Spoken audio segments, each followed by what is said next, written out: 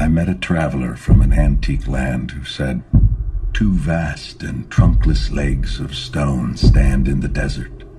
Near them, on the sand, half sunk, a shattered visage lies, whose frown and wrinkled lip and sneer of cold command tell that its sculptor well those passions read which yet survive, stamped on these lifeless things.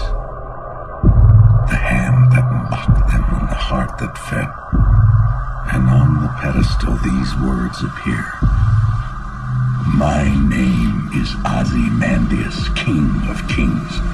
Look on my works, ye mighty, and despair."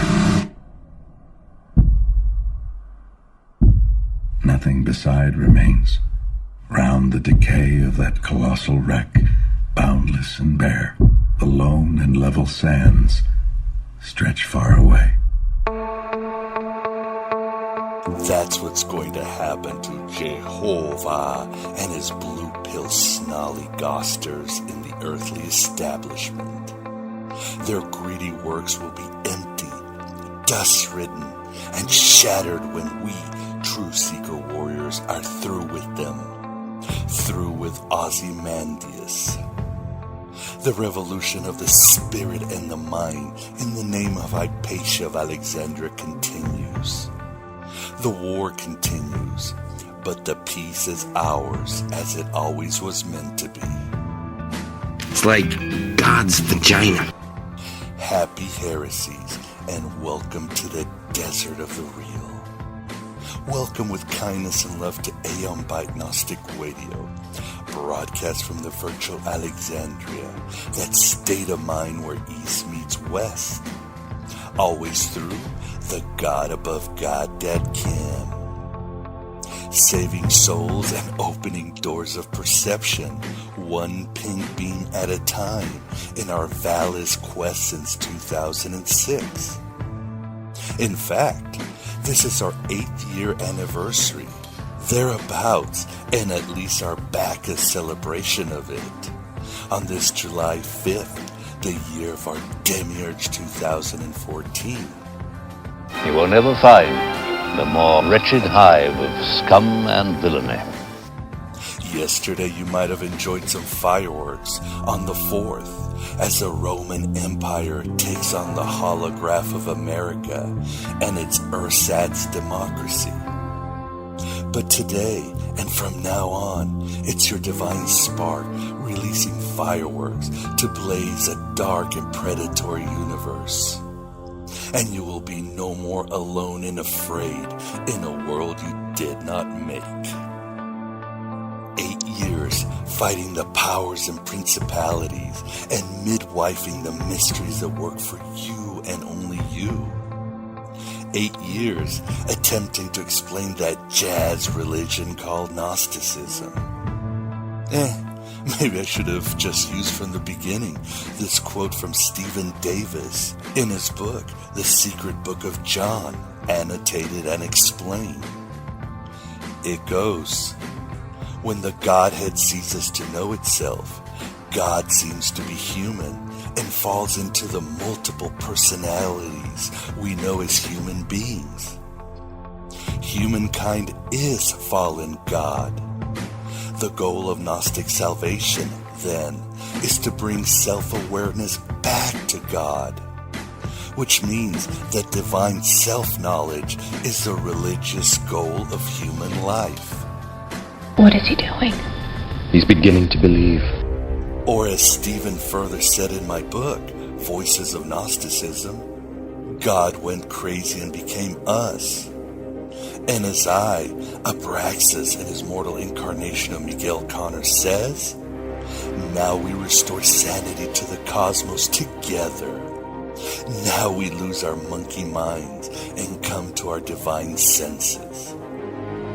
Advertising has us chasing cars and clothes, working jobs we hate so we can buy shit we don't need. What an incredible show we have in this eternal now, an anniversary celebration. As we deal with the sacred and profane topics of the secret gospel of Mark, the mercurial Carpocrates, and same-sex relationships in early Christianity. we are joined by a rising scholar, independent yet immensely erudite. This is Robert Connor, coming to discuss his new book, The Secret Gospel of Mark, Morton Smith, Clement of Alexandria, and 4 decades of academic burlesque.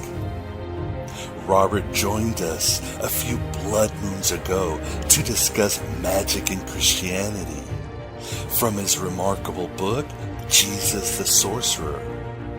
And now he will blow your spiritual uterus away with his numinous insights.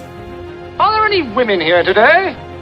How can you presume? How can I presume? Because I'm the end of the old law and the beginning of the new one.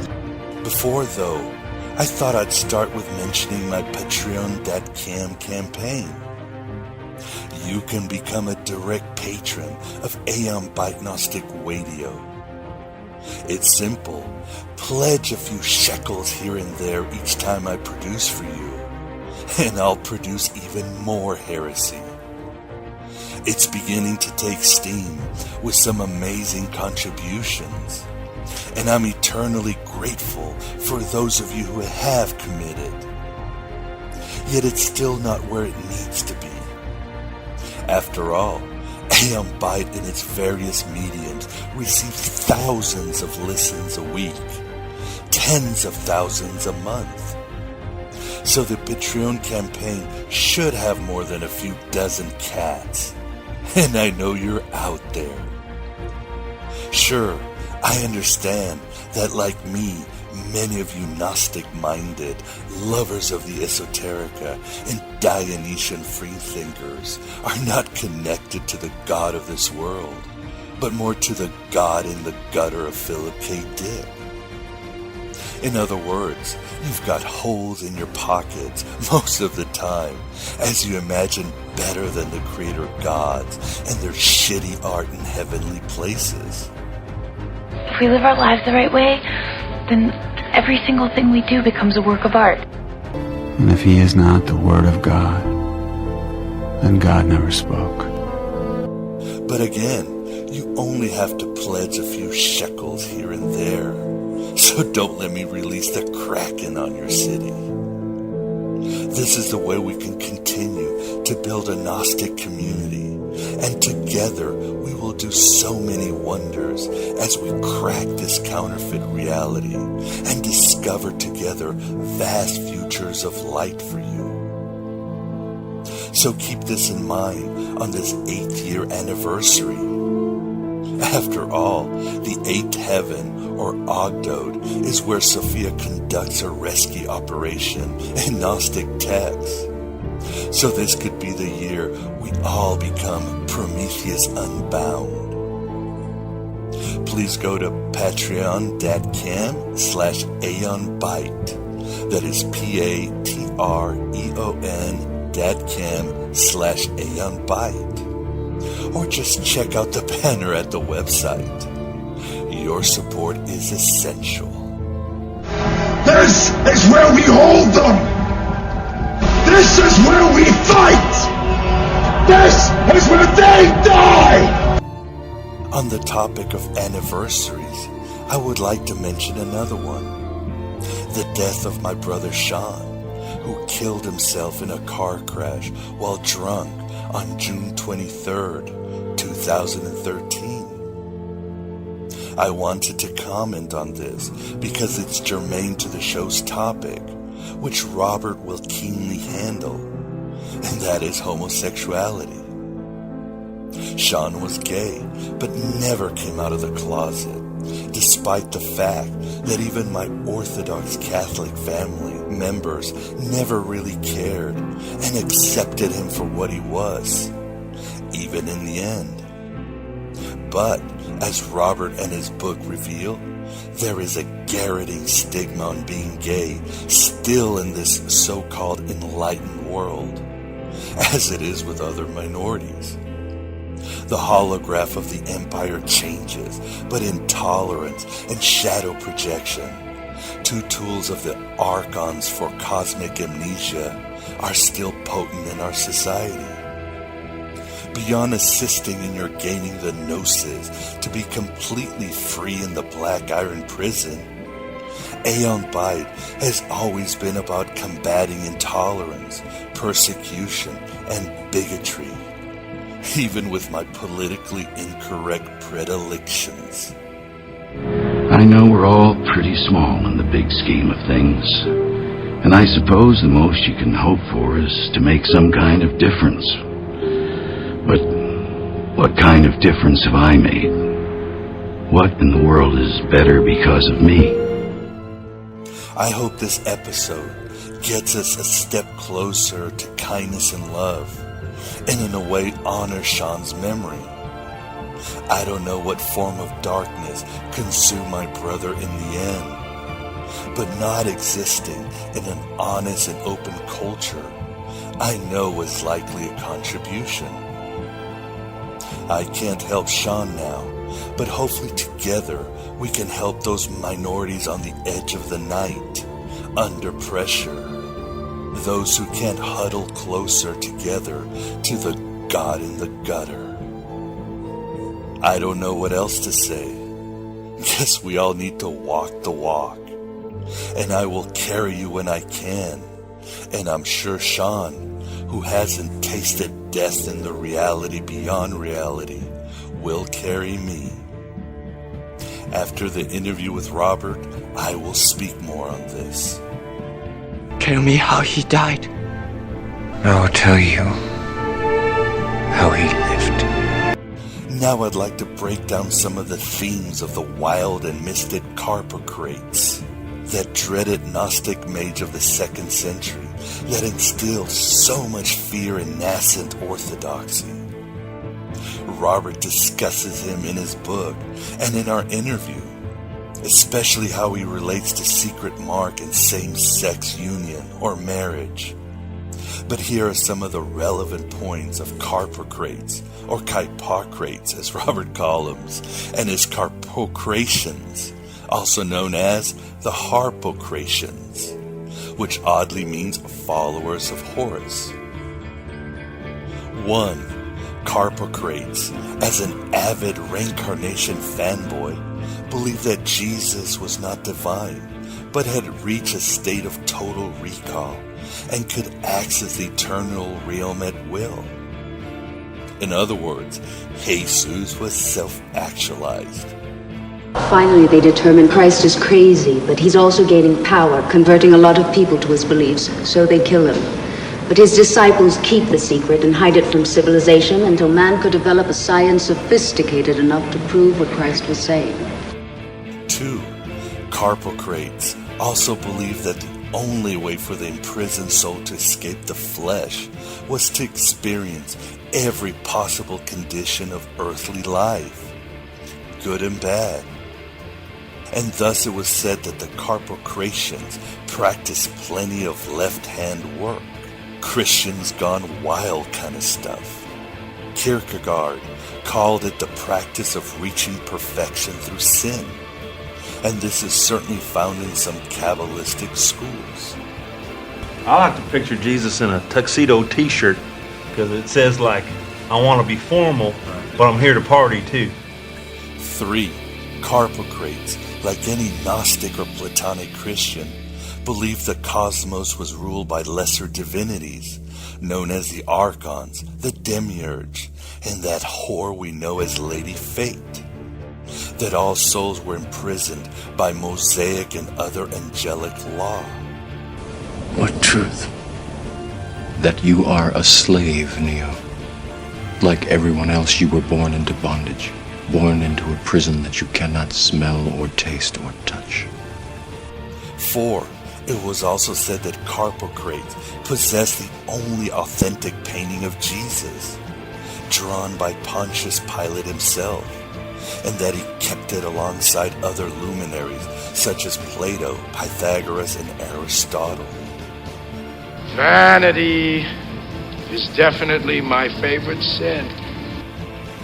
5. Carpocrates contended that all ownership was immoral, and that women should be equal to men. And to this day, most of the world disagrees with them. and that it was a wonderful thing to embrace magic, alchemy, and anything that expanded one's consciousness. You're all individuals! Yes, we're all individuals! That, in essence, is a brief summary of Carpocrates. And all we do know is from the Church Fathers. So don't go looking for that portrait of Jesus on eBay just yet. But enough of my drivel, and into a hell-raising interview with Robert on his new book, The Secret Gospel of Mark.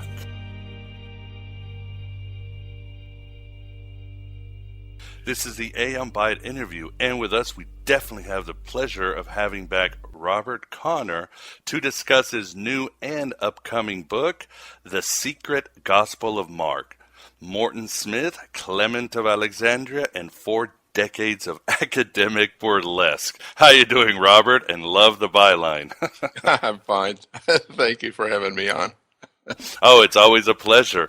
Before we get started, you've also been sending me some material, like you sent me a very engaging and well-written article called Did Christians Practice Same-Sex Marriage? Could you tell us about it and how it ties in, of course, with considering the topic of this show, the Gospel of Judas? Well, yeah, I was reading through the Gospel of Judas and noticed that there are a couple of references in there to men who sleep with men. And I thought, well, isn't that interesting?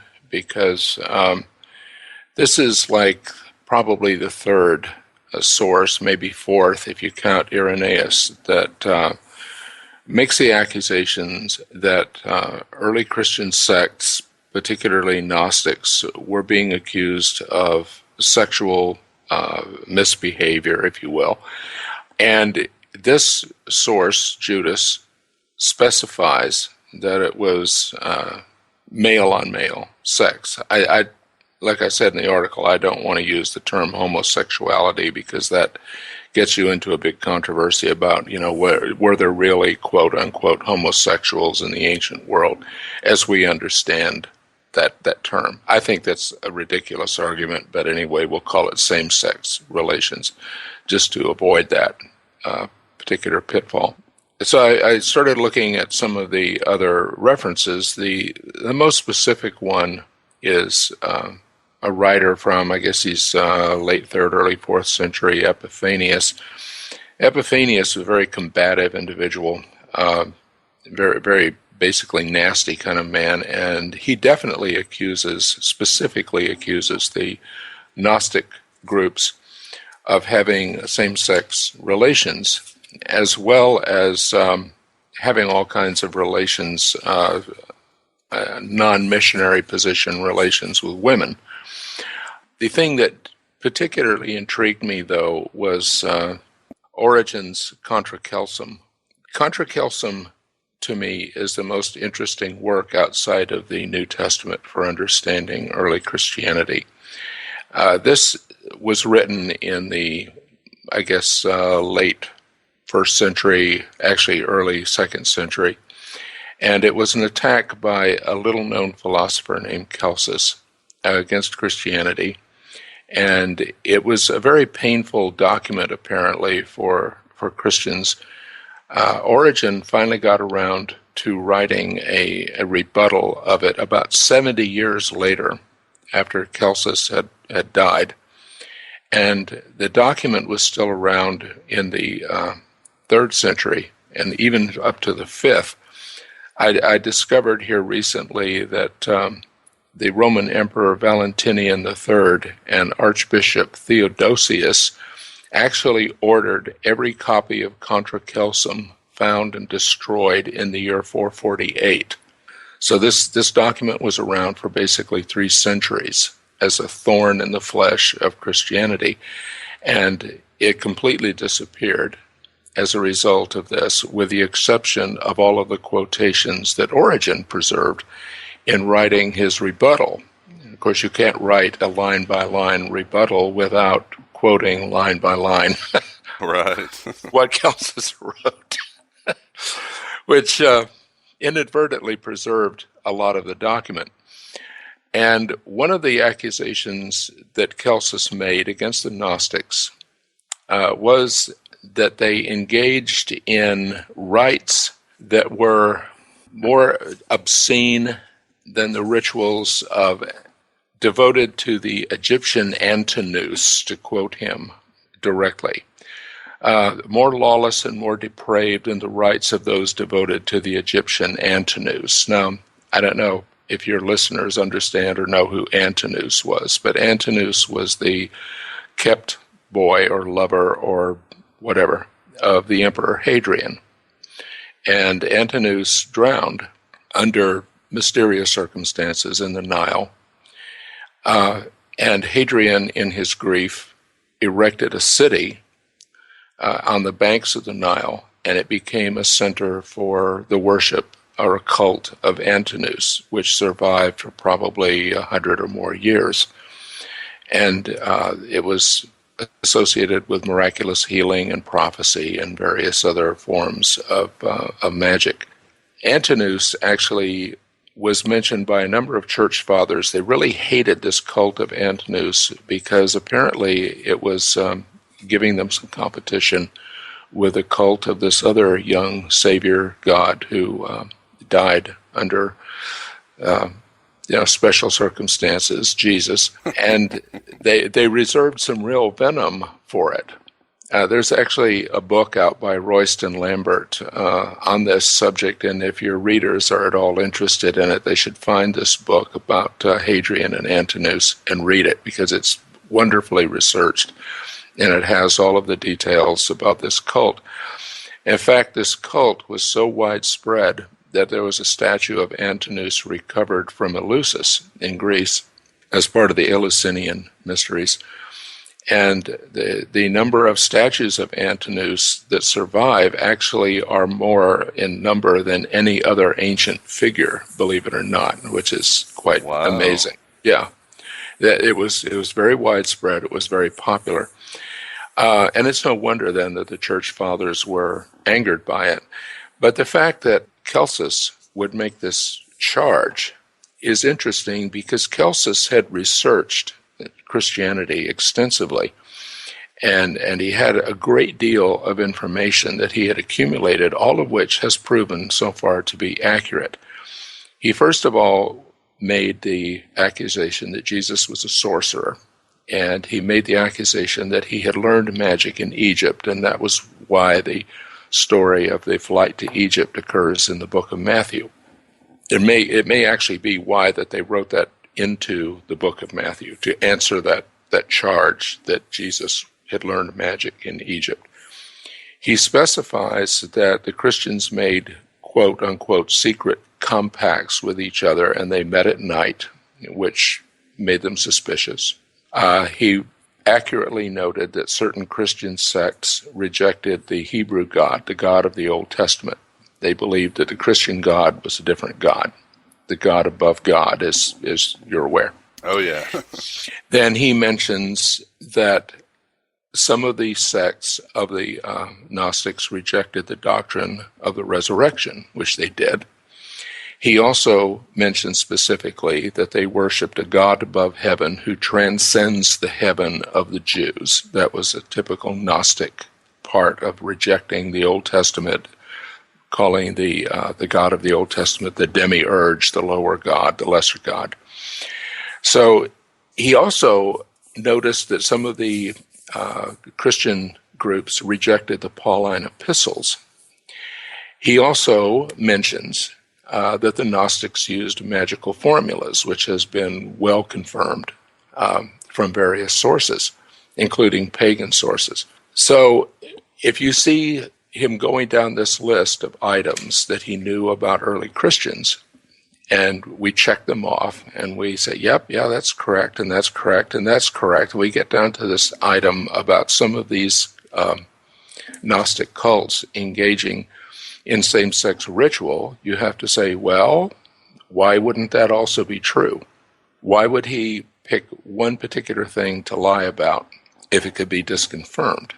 So I threw that in there in this little article, and then brought that into this book to some extent, because it's well known that Morton Smith made the speculation that that Jesus initiated his closest apostles, or at least some of them, through a baptismal ritual that may or may not have included physical union, and that blew some serious smoke up the dresses of various Christian writers and scholars.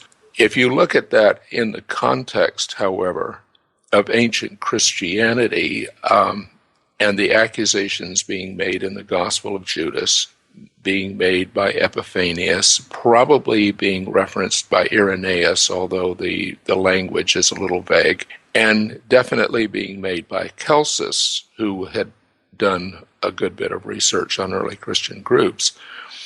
You have to wonder, was Morton Smith really that far off base? I mean, was he suggesting something that was just like so crazy and so out there that nobody could believe it?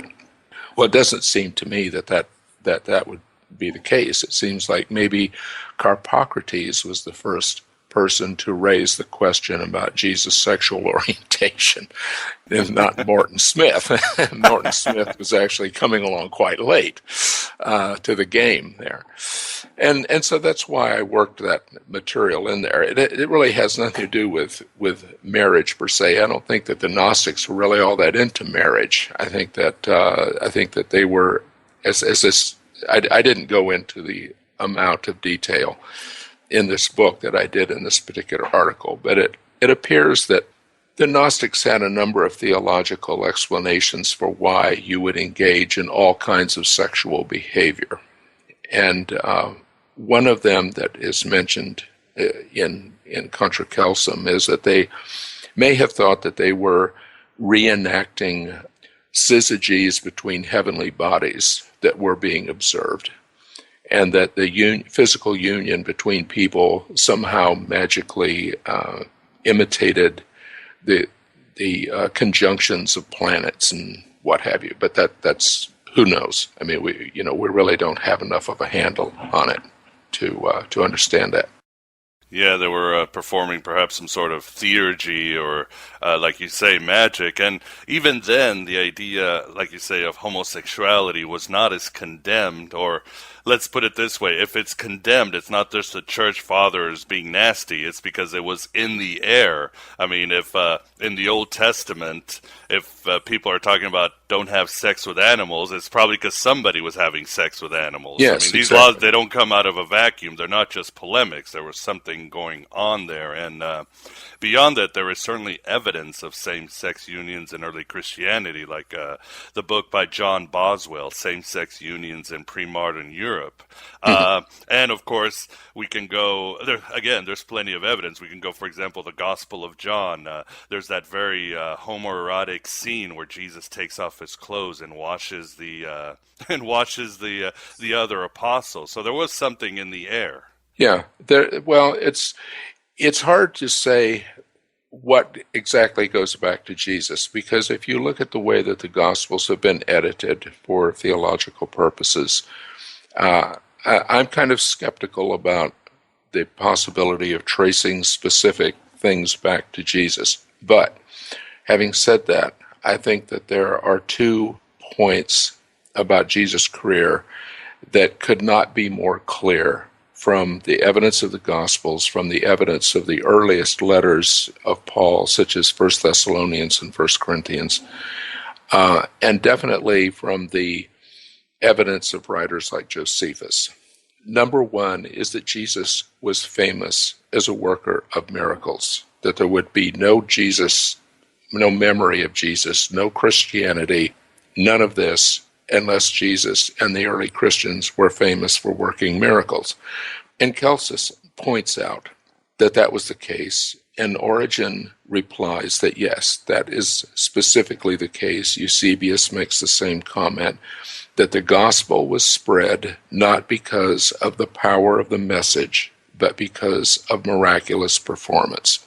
That is absolutely clear, and that's how Christians got their reputation among Jews and among pagans for being magicians, because they went around performing miracles. And that's what made the gospel prosper and spread. So that's number one. And then the second point that is crystal clear to me from the Gospels, particularly the Gospel of Mark, and from early Christian letters from Paul, is that Christianity was profoundly apocalyptic. I believe that Jesus thought that the end would come within his lifetime. The early Christians clearly thought that the end would come within their lifetimes, clearly. And I think it's probable, certainly possible, that Jesus thought that his own death would trigger somehow the end, and that would bring about the kingdom, the beginning of the kingdom. Again, that part is speculative, but the fact of the apocalyptic orientation of early Christianity, I don't think could possibly be more clear. And outside of that, we're just speculating. And beside, yeah, and out and away from that, and getting away from that, then it becomes more and more speculative. It seems pretty evident that Jesus' career generally was divided into two phases. There was a Galilean phase, and then there was a phase in Jerusalem, which was probably a confrontation. I'm not sure, based on reading the material in the Gospels, how long Jesus' career was as a preacher or prophet. Probably less than a year. And I think that it culminated in a single trip to Jerusalem where he confronted the temple authorities, got himself into trouble, and was crucified, as were probably hundreds, maybe even thousands of other people during that era. That was the typical response to people who made waves. You nailed them up and got rid of them, and that was that.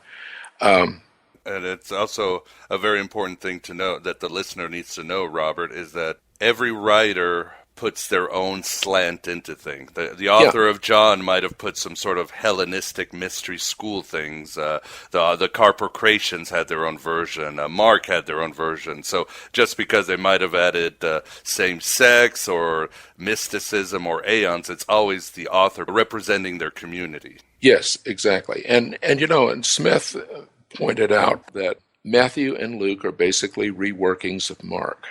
And the whole gist of the secret gospel of Mark, for those who are not, completely up to speed on it, is that Smith was a history professor in 1958, and he visited Mar Saba Monastery, which is in the Kidron Valley between Jerusalem and the Dead Sea. It's the same valley where the Dead Sea Scrolls were found, but obviously in a different place.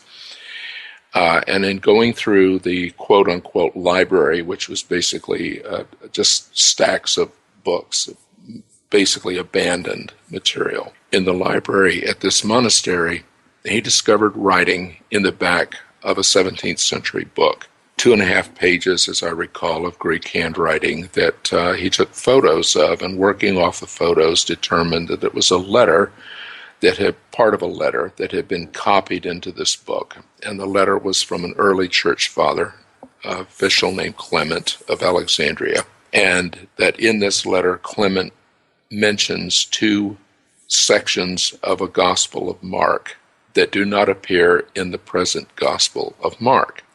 There's an early review of this book that was done back in 1974 in the Journal of Biblical Literature by Paul Achtemeier, who died a few years ago, a well-known scholar who was teaching at a seminary in Virginia, as I recall. And it would be very instructive, because this review is available actually online. It would be very instructive for people who are interested in the Gospel of Mark question to go back and find Achtemeyer's review and read it carefully, because Achtemeier made 2 important points to me.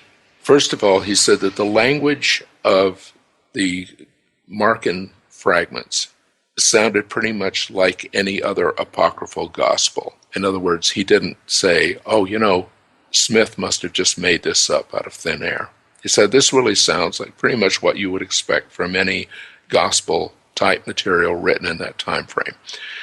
And the second point that he made was that Smith's interpretation of a baptismal ritual was far-fetched, and that there was no evidence for it in the letter itself, the letter to Theodore, and there was very little evidence for it in the Gospels.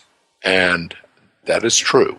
And I have a section or chapter about Smith's interpretation where I discuss the two main points where people have disagreed with Smith's interpretation. The first is the same-sex ritual. I examine that claim in the light of the material that we've just discussed and show, or try to show, that it's really not that far-fetched. If you look at the rest of the material that we have at hand, this is not that far out. I also look at the question of the baptismal ritual and examine in Smith's own description what the evidence is for a baptismal ritual, and find my conclusion is there really isn't any evidence. That the possibility that represented a baptismal ritual was suggested to Smith by another biblical scholar named Cyril Richardson. And Smith bought that explanation and pursued that explanation even after Richardson himself had pretty much backed away from it. So in looking at Smith's scholarly presentation of his find, which is called Clement of Alexandria and a Secret Gospel of Mark, that was published in 1973 by Harvard University Press. In looking back through his material, it appears that even Smith realized that his presentation and his evidence was pretty thin. And so the second part of that short chapter discusses, was there a baptismal ritual? And my conclusion from a long time ago was that there was no baptismal ritual. And Achtemeier made that same observation in his review. He points out there just really isn't any evidence, no compelling evidence for a baptismal ritual. Interestingly enough, most of Smith's critics, particularly Peter Jeffrey, start from the assumption that Smith got the baptismal ritual part correct. And rather than looking at the text and saying, is there really a baptismal ritual going on here? He starts from the assumption that Smith's interpretation was basically, where we should start, and then proceeds to try to demonstrate that there were anachronisms in Smith's presentation, which to me is a very odd place to begin if you're going to question the authenticity of the text versus Smith's interpretation of it. Because Smith's interpretation of the text has nothing to do with whether it's authentic. Those are completely different questions. And Achtemeier would have steered most people into that understanding that the authenticity of the text, of any text, has nothing to do with whether I interpret it correctly. I could pick up the Gospel of Mark and come up with some kind of interpretation of it, and scores of people have, that has nothing to do with whether or not the Gospel of Mark is an authentic document. But because the critics of Smith have basically confused the question of whether Smith's interpretation is correct, if it's not correct, therefore the document is a fraud, just logically doesn't make any sense to me. Oh, I agree with you, Robert. You make a very good case that attacking the interpretation is silly.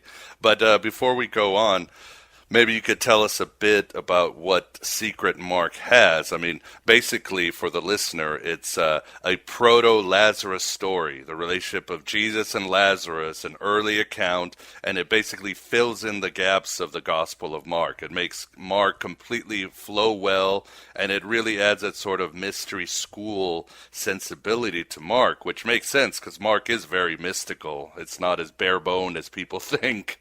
Right.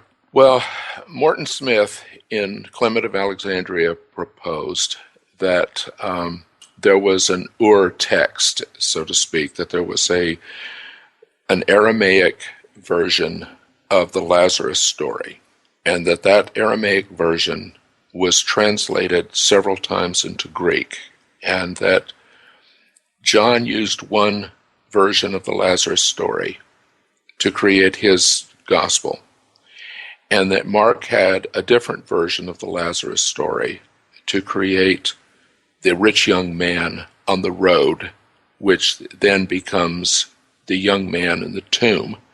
The problem with this whole thing is that you have to set the rich young man segment in Mark, which occurs as Jesus is coming into Jerusalem for this final confrontation with the temple authorities. He meets this rich young man on the road, and the young man tells him, look, I've obeyed all these commandments. What do I have to do to achieve eternal life? And Jesus tells him, sell everything and come follow me. And the young man becomes disgusted with that answer and goes away angry. Mark doesn't specify that it's a young man. The parallel accounts in Matthew and Luke specify that it's a young man. So you have to line these two accounts up. Toward the end of the Gospel of Mark and the Lazarus account, which is toward the end of the Gospel of John, or toward the end of the story of Jesus' confrontation with the temple authorities in the Gospel of John. And you have to compare the vocabulary back and forth. And if you do that, then you see that these are basically the same account, that the rich young man is Lazarus, that the young man who escapes naked in the Garden of Gethsemane when the temple authorities attempt to arrest him is Lazarus, who is dressed in his burial shroud, which announces the fact of his resurrection.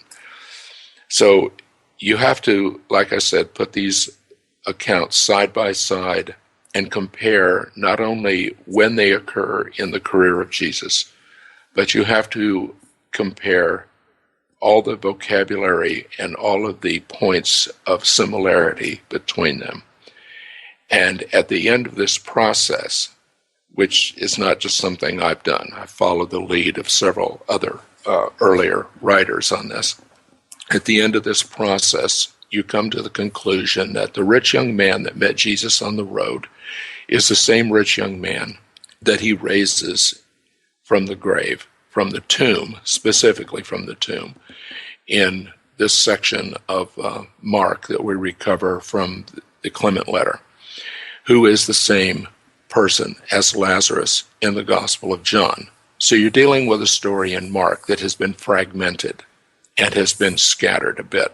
You're dealing with an account in John, which is the same story, but has been theologized quite a bit, because then Jesus has this conversation with the sisters of Lazarus in which he says, I am the resurrection and the life. The point, it gets a little too complicated actually to describe. Yeah. In an interview. It's easier if you lay it out on paper. But the long story short is that in the Gospel of Mark, there are 3 predictions that Jesus will be raised. Looking at the Greek text and reading it strictly for what it says grammatically, in the first instance, in Mark 8, Jesus says that he is to be raised. In the second instance, he uses a middle form of the verb that basically means he will raise himself. And in the last prediction, which comes along at the very point where he meets the rich young man and leads into the story continued by the Clement letter of raising the young man from the tomb, Jesus again predicts that he will raise himself. Now, this is completely foreign to what most people understand as being the prediction of the resurrection is that Jesus will be raised by God. But if you look at the Greek text, grammatically speaking, strictly speaking, it says he will raise himself. And in the Gospel of John, when Jesus gets into this argument with the Pharisees, there's this famous text where he says, tear this temple down, and in 3 days I will raise it up. And the Pharisees are scoffing at him and say, what are you talking about? It took decades to build this temple. And then John tells us, but he was talking about the temple of his body. And Jesus says in John, the Father has given me the authority. The authority of Jesus is always connected with his power to produce miracles, by the way. He has given me the authority to lay this life down and to take it up. So basically what Jesus was predicting was his own resurrection. Did early Christians understand it that way? Well, apparently some of them did, because we have a letter, an early Christian letter, that uses a somewhat different description of it, and it uses the true reflexive in Greek. And the writer says, Jesus not only suffered in the flesh, but raised himself. This is strange theology to most Christians who believe that God raised Jesus from the dead. But at this earliest tradition, this earliest strata of the tradition, Jesus is claiming that he will raise himself from the dead. When you look at Lazarus, the resurrection of Lazarus, the resurrection of the young man in the secret gospel of Mark are different from other resurrections because this person is raised from a tomb. When Jesus raises other people from the dead, they're raised either from their sick bed, in other words, they just died, or in the case of the son of the widow of Nain in the Gospel of John, Jesus sees the body being carried out, which was done immediately after death. You didn't leave the body sitting around in a house for very long. So soon after death, the body was carried out and it was buried, probably within the first 24 hours, easily, of having died. And Jesus stops the procession and he raises the young man. So the question is, were these people really dead? Or were they just clinically dead, but biologically they were still alive? And Jesus sensed, no, they're actually still alive, and he raised them. So a critical person, a skeptic, could always say, well, those people weren't really dead. They were just very, very, very sick. Whereas in the case of John, the story of Lazarus, that story specifies that Jesus delays for a couple of days. And by the time that he gets to Bethany, where Lazarus is not only dead, he's been buried. He's been in the tomb long enough that he's begun to stink. And what does Jesus tell his sister? He says, I am the resurrection, and then goes and raises this person from the tomb. What happens at the end of John and at the end of Mark is that a young man in Mark appears in the tomb and says to the first persons who get there, Jesus isn't here. He was raised. He's gone. So there's a circularity here where Jesus goes into the tomb, raises the young man, and then when you come back around to the end of the story of Jesus' resurrection, there's a young man in his tomb. And a number of writers, and I give the reader of this book the references, and actually some of these references are available online. You don't even have to go to a library. You can find them online and read them. Have suggested that there was a story here that early Christians were telling themselves in which Lazarus becomes a prototype, as it were, or a foreshadower of the resurrection of Jesus. The resurrection of Lazarus tells you in a type, so to speak, what Jesus is going to do. It's actually about the resurrection of Jesus.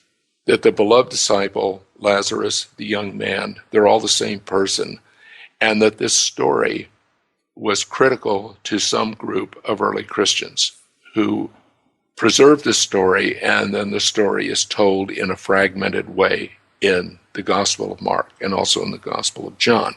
Now, the question is, why would they not keep that story? And there's several possibilities, but one possibility that has been suggested by a writer named Michael Heron is that the young man died, that Lazarus subsequently died, and that the death of Lazarus was a scandal because it put the question of Jesus' own resurrection in question. And it made some people doubt whether Jesus himself had been resurrected, really, if he was still alive and he was still coming back. Complicated enough? No, it makes sense. For the listener, I certainly highly recommend you read Robert's book. You will get the whole picture, and it's wonderful. So what Smith got wrong was the baptismal, but it really is a story of resurrection. And sort of you have, some Gnostic texts, you have Thomas being the second guy, the extension of Jesus. And this one, you really have the story of Lazarus and Jesus representing the myth of resurrection.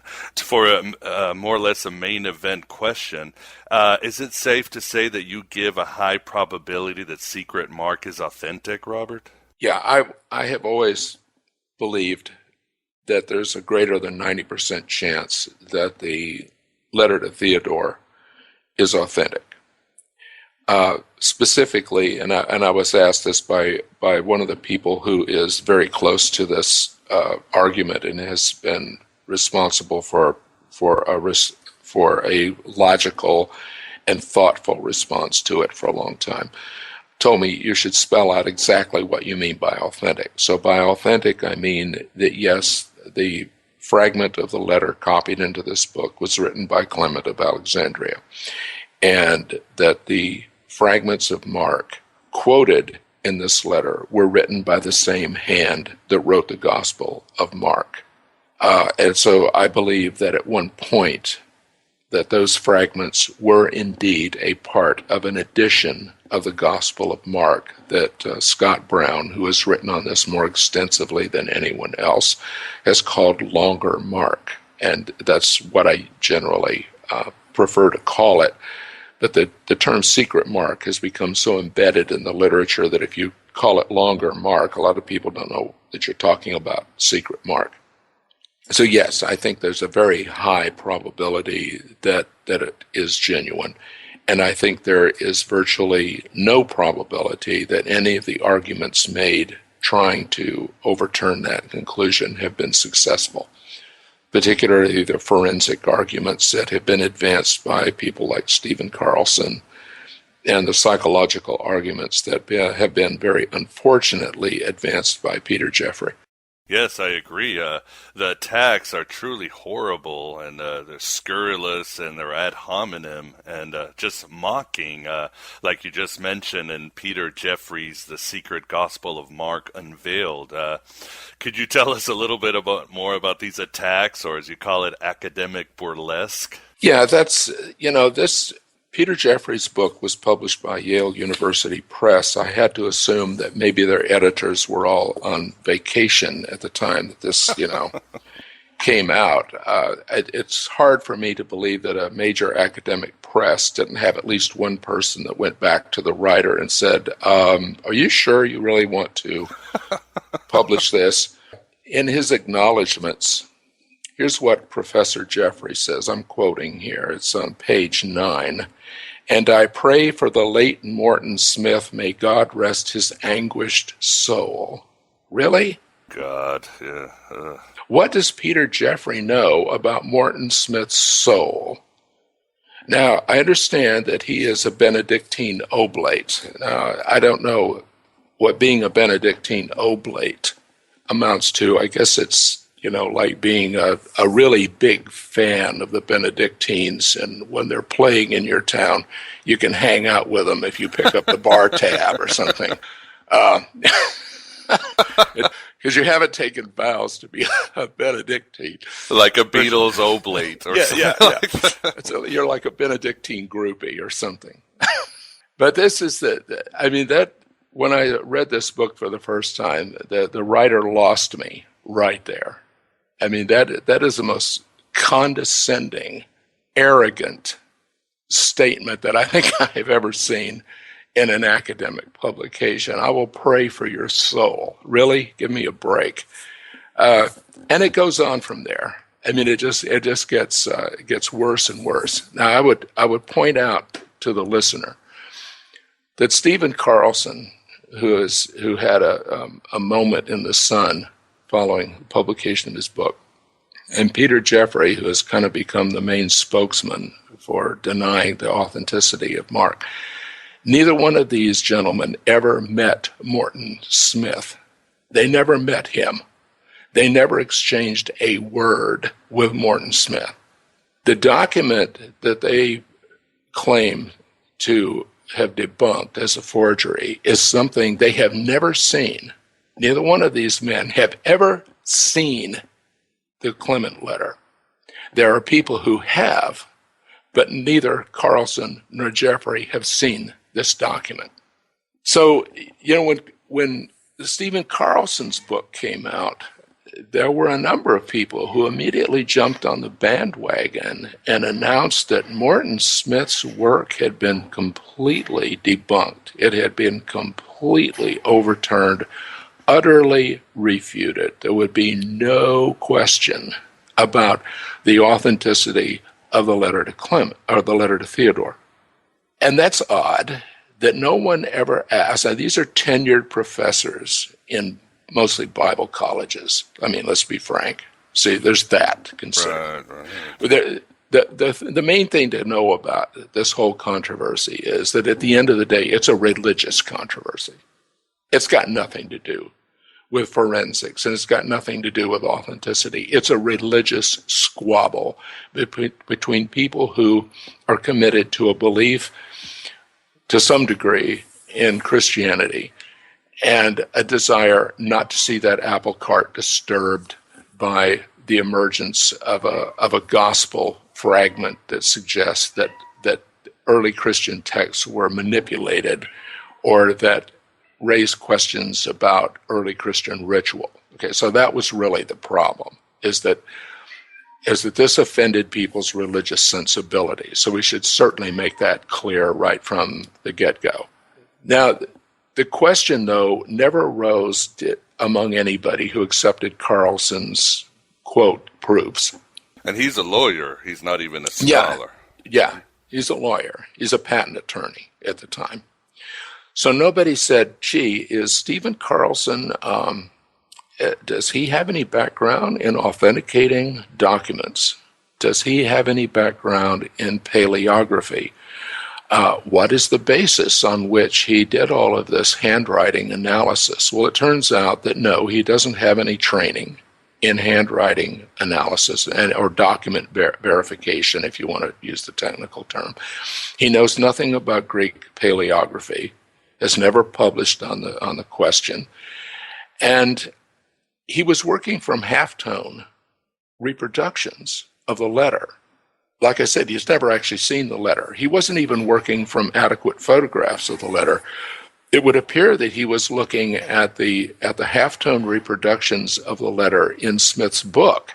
Those are not adequate materials on which to make a decision about handwriting analysis, about stuff like pen lifts and all the different things that Carlson thought that he saw. So another person from outside the academy, Roger Wiklund, who's Swedish, got a hold of the color photographs that were later produced of these pages and examined the higher resolution color photographs against Carlson's evidence and could not find any indication for forgery that Carlson had seen, and has published that. And since then, Roger and another gentleman, Timo Pananen, have published those findings now in actual print in a professional journal. So that has entered the record. And I think most of the people who initially celebrated that have begun to back away from it. There are a number of other instances that Carlson saw that supposedly were indications of forgery that have also been refuted. So I think Stephen Carlson's argument has pretty much been put to bed, but Peter Jeffrey is still out there making the same sorts of claims. Yeah, and it's terrible because they do silly things like wonder about Morton's sexuality because he was a bachelor and a private individual, which has nothing to do with the argument. Yeah, well, I would point out, Jesus was a bachelor. Yeah, why don't they write a book about him? And Jesus was a pastor, and I haven't seen Peter Jeffrey write, in a 200 or 300-page book psychoanalyzing Jesus. Of course, Jeffrey never met Jesus either, but yeah, when you pray for his tormented soul too. Yeah, it's the approach that I take in this book is somewhat lighthearted. I don't know if it's lighthearted, Robert, because I can't say it's lighthearted because you do bring up a lot of very powerful and dark facts. Like, for example, lobotomies were being performed on homosexuals just 2 generations ago. If Smith had come out, let's say he came out of the closet, it could have ruined his career in the 70s. I mean, it's serious stuff these polemics were doing against Morton Smith, against gays and all that. I mean, it's a dark chapter in scholarship and American society. Yeah, and Peter Jeffrey's book, about half of it, literally, it talks about homosexuality. He's got a chapter in there about homosexuality in British boys' schools, like that has something to do with Morton Smith. He talks about homosexual writers from the 19th century. He talks about pederastia among the ancient Greeks and blah, blah, blah, blah, blah. And my response to that is that this is a concoction that's coming out of Peter Jeffrey's, tormented mind. It has nothing to do with the social realities that men of Smith's generation faced if they were gay. Understand that Morton Smith did a PhD in Jerusalem at a university there. During the Second World War. He was in the Middle East at the time the Second World War broke out. The Allies had closed the Mediterranean Sea to any kind of shipping, any kind of non-military kinds of shipping, because it was just simply too dangerous, among other things. And besides that, I would imagine that most of the ships available had been used in the war effort and were not available for private individuals to travel around in anymore. So he's stuck there in the Middle East. He ends up going to university there doing a PhD, wrote his thesis in Hebrew. And it was during that time that he first went to Marsaba and was aware of the monastery and its library and what have you. So he comes back after the war in the 1950s to the United States and does a second PhD at Harvard in theology. Okay, so here's Morton Smith getting his teaching career up and running in the 1950s at the same time that you've got the House Un-American Activities Committee grilling people about whether or not there are homosexuals in the State Department. You've got Eisenhower signing a presidential order that would prevent the hiring of perverts, quote unquote, in government office. You had the police making raids on early gay bars, which were mostly, as my understanding is, were run by the mob anyway. And they were arresting patrons simply for being there and then publishing their names in newspapers. So if you went to a bar, if you had just wandered into a bar and there was a police raid and you were arrested and your name was published in the newspaper, you could be fired for having been arrested in a gay bar. I mean, there was no recourse. In fact, there are still a number of states in this country where you can still be fired simply for being gay. So the atmosphere in the 1950s and 60s, when Smith was making his bona fides and establishing himself as an academic, were not a place where a gay individual was safe. You weren't safe physically. A man could go out and could be mugged, beaten, senseless, and it's unlikely that the police, if they understood it to be a gay bashing, would even have investigated it. They wouldn't even have bothered with it. So that the the construction that Peter Jeffrey gives to this is completely false. I mean, he's creating a fiction. It's just an amazing thing. Here's something that he says in his book on page 243. I suspect he actually, this is Smith, had very little insight into his own motivations and feelings. Unpublished anecdotes I have heard about him tend to support this impression. Unpublished anecdotes, I think we used to call that gossip back in the day. Yeah, I agree. Yeah, and I will go on record as saying I've heard a few unpublished anecdotes about Peter Jeffrey, as a matter of fact. Which, I'm not going to share. But they confirm my impression of him. Let's put it that way. Yeah, I write quite a bit about this book because I think that this book, in particular, Carlson's book and Peter Jeffrey's book, is pretty much a case study of everything that's wrong with New Testament studies. It is just the most hollow form of study, of investigation that you can imagine. People with no knowledge of what they're talking about are published and are received with just open arms by people who are eager to believe what they have to say. It's quite incredible, I believe. Oh, I agree. And even the angle that Smith was doing a hoax on academia, it was this big joke. Even you quote Bart Ehrman saying, I couldn't forge a letter like this. How could Smith? Right. I thought that was interesting because I contacted Professor Ehrman, and I will tell you, I have read at least a half dozen of Bart Ehrman's books. I think Bart Ehrman is a great writer. I think he is a fantastic scholar, and I think he does absolutely amazingly good work, and he has done a service to his country, literally, by popularizing mainstream academic understanding of New Testament studies. So, I mean, I applaud Bart Ehrman, and I think he's a great guy. And he has never, and I will say also that he has never actually accused Smith of forgery, because I believe that he understands that the argument is inconclusive at best, and that there would be no way to actually prove that. So in a recent book on forgery, I thought, well, let's see what he has to say about the Secret Gospel of Mark, and he does have a short few pages in there about the Secret Gospel of Mark. It's kind of non-committal as I read it.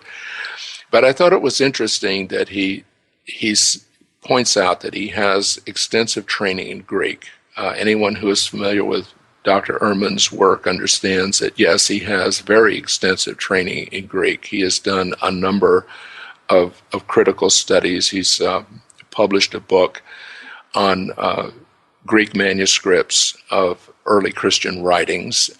There's no question in my mind that Dr. Ehrman is by far one of the leading lights of his generation in biblical studies. There's no question at all.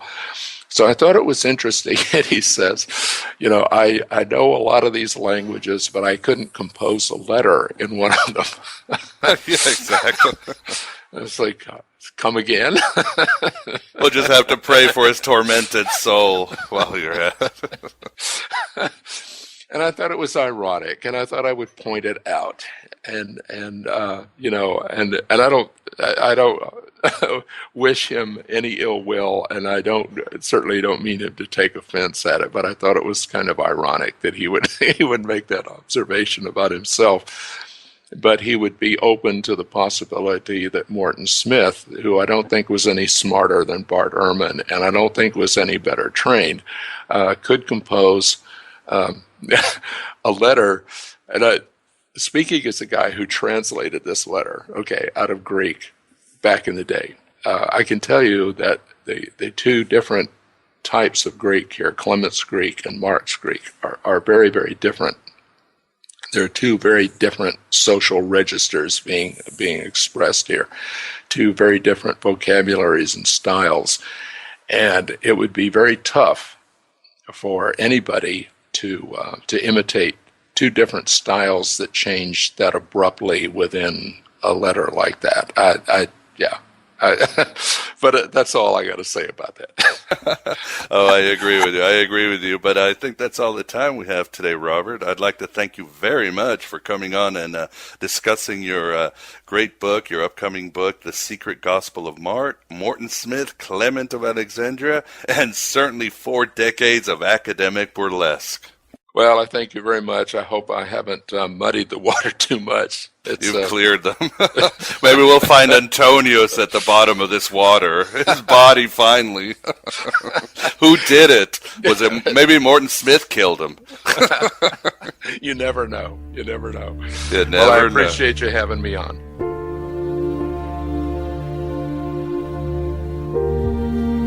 And there you have it, my beloved truth seekers. Robert Connor granting us a breathtaking vista of the authentic ancient Christianity and the terrible present condition of religion and religious studies. From his new book, The Secret Gospel of Mark. I highly recommend this work and all of Robert's works. Robert has nary a web presence, so I can't help you there unless you would like to contact me for his email address at miguel@thegodabovegod.com. It's our 8th year anniversary, and I have truly enjoyed this dark odyssey through the gnashing rocks of Orthodoxy with those of you who have accompanied me in this ship of dreams. Thank you for those who support this Hobbit podcast on a weekly basis. And again, please support my Patreon.com campaign so we can continue building one of the great counterculture communities in the Canoma. My brother Sean died a year ago, and his kind are still hated in this world made by a mad god and his vagaries.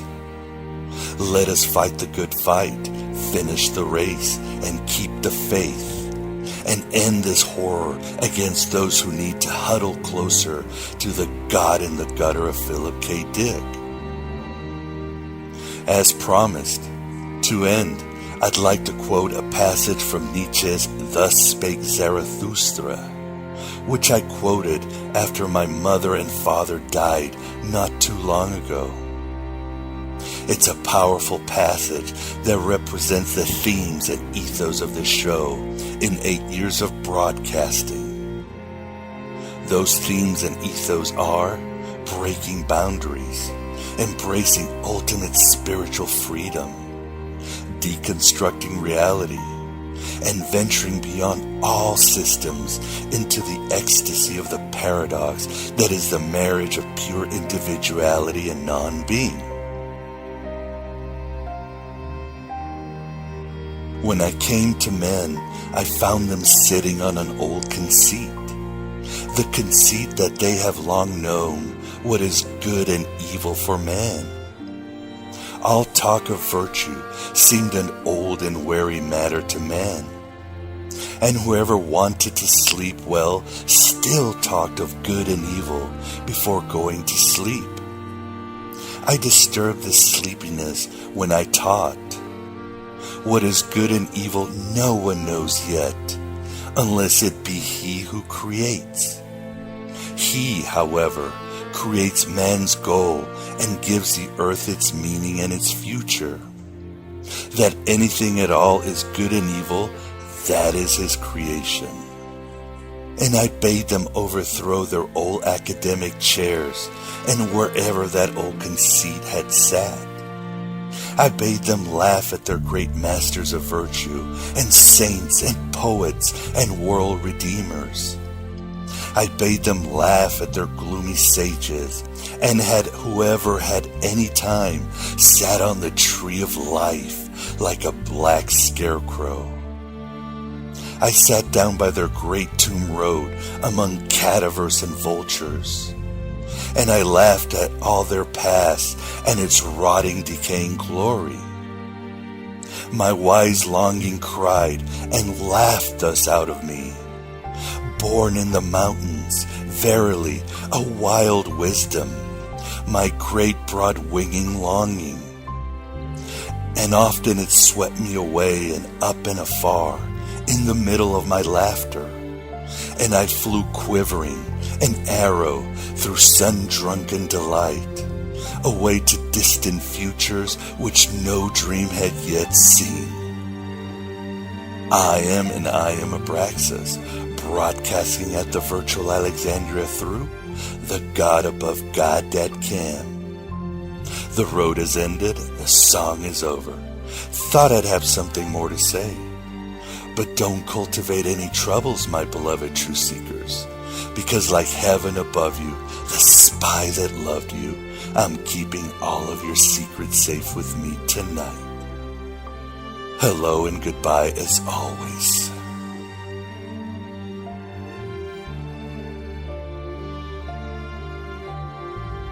I believe that when we leave a place, part of it goes with us, and part of us remains. Go anywhere in the station when it is quiet, and just listen. After a while, you will hear the echoes of all our conversations, every thought and word we've exchanged. Long after we are gone, our voices will linger in these walls for as long as this place remains.